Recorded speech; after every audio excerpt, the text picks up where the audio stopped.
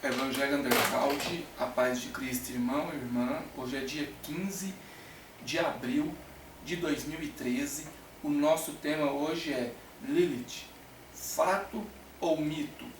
É um assunto bastante antigo que veio à tona agora, talvez por decorrência da internet, nessa explosão de informações.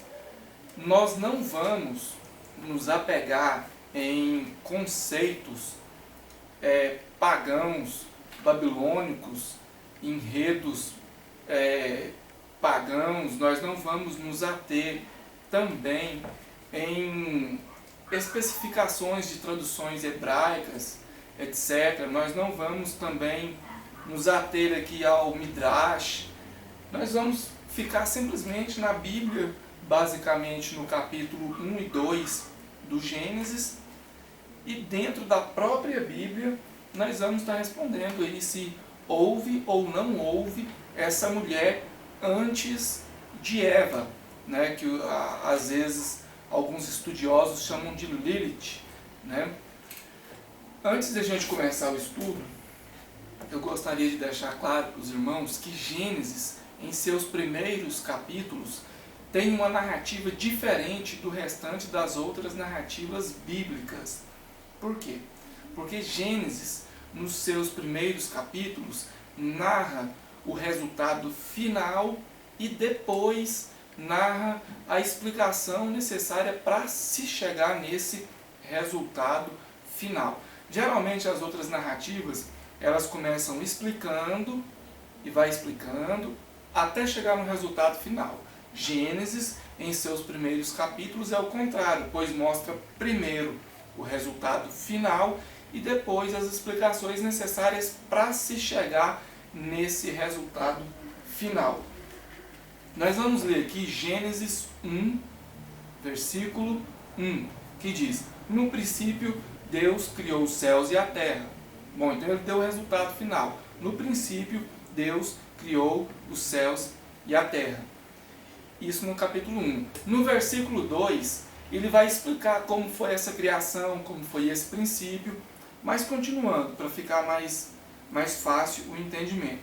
Nós vamos ler agora Gênesis 1, verso 12. E a terra produziu erva dando semente conforme a sua espécie, e árvore frutífera, cuja semente está nela conforme a sua espécie. E viu Deus que era bom. Então, no capítulo 1, verso 12, a Bíblia está falando que Deus criou aqui a erva e as árvores frutíferas. E no capítulo 2, versículo 5, você vai ver escrito assim: toda planta do campo ainda não estava na terra, e as ervas do campo ainda não tinham nascido, porque ainda o Senhor Deus não tinha feito chover sobre a terra, e não havia homem para lavrar a terra. Então, no capítulo 1, Deus fez as ervas, as plantas, as árvores. E no capítulo 2, a Bíblia fala que ainda não existia as plantas, as ervas e as árvores, né? E diz também ainda no capítulo 2, versículo 5, e não havia homem para lavrar a terra. Isso no capítulo 2 do Gênesis. Mas no capítulo 1 do Gênesis, no capítulo 1, verso 27, está escrito assim: e criou Deus o homem à sua imagem, a imagem de Deus o criou, macho e fêmea os criou. Ou seja, no capítulo 1 fala que Deus criou macho e fêmea. E no capítulo 2 fala que ainda não existia o homem, porque Gênesis mostra o resultado final e depois ele vem explicando as explicações, dando aí as explicações necessárias para se chegar nesse resultado final. E em Gênesis 1, 27, a Bíblia diz assim: e criou Deus o homem à sua imagem e criou Deus o homem à sua imagem. A imagem de Deus o criou, macho e fêmea os criou. Isso não quer dizer que Deus fez do pó da terra macho e fêmea. Isso aqui é o resultado final. Ou seja, de fato, Deus criou o macho e Deus criou a fêmea. Só que no capítulo 2 vai estar explicando como foi a criação do macho, depois como foi a criação da fêmea.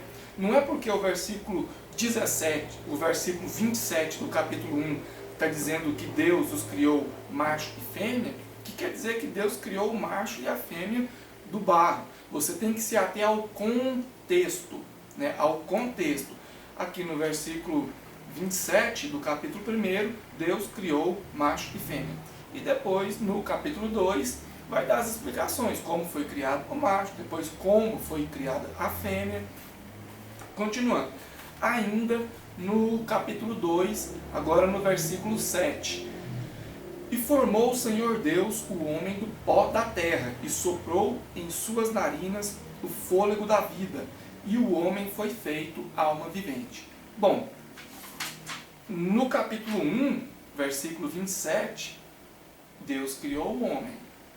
E no capítulo 2, versículo 7, Deus criou o homem do pó da terra. Será que Deus criou o homem duas vezes?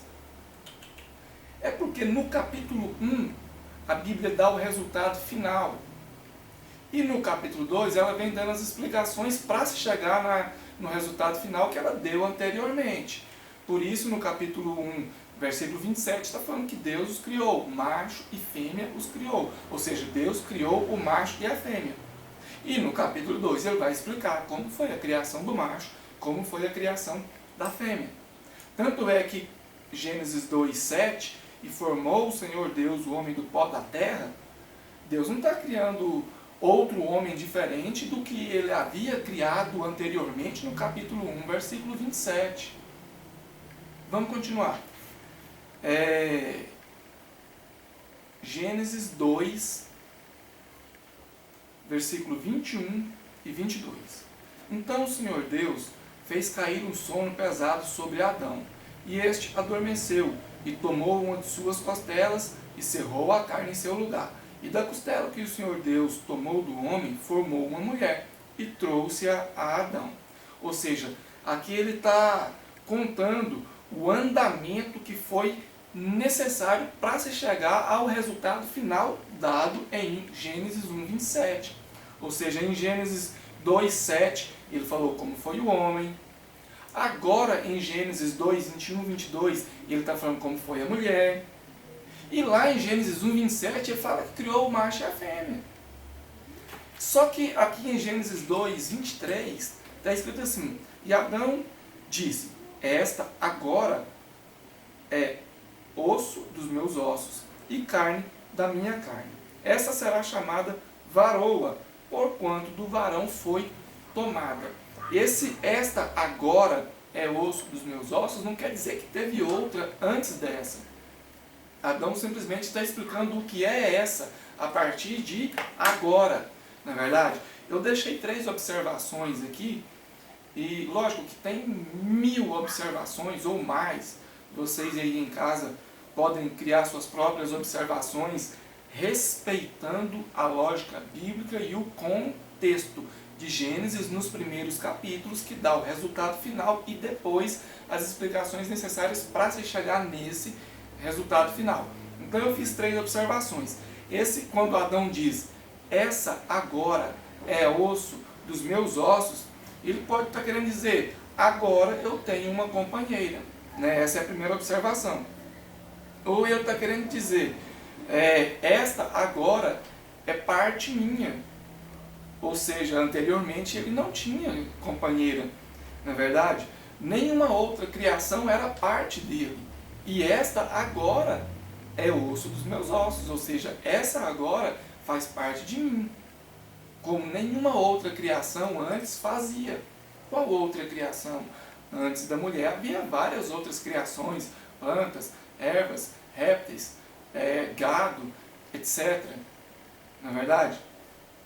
E esse, quando Adão diz, esta agora é osso dos meus ossos, ele também pode estar querendo dizer que a partir de agora, ela passa a ser sua companheira.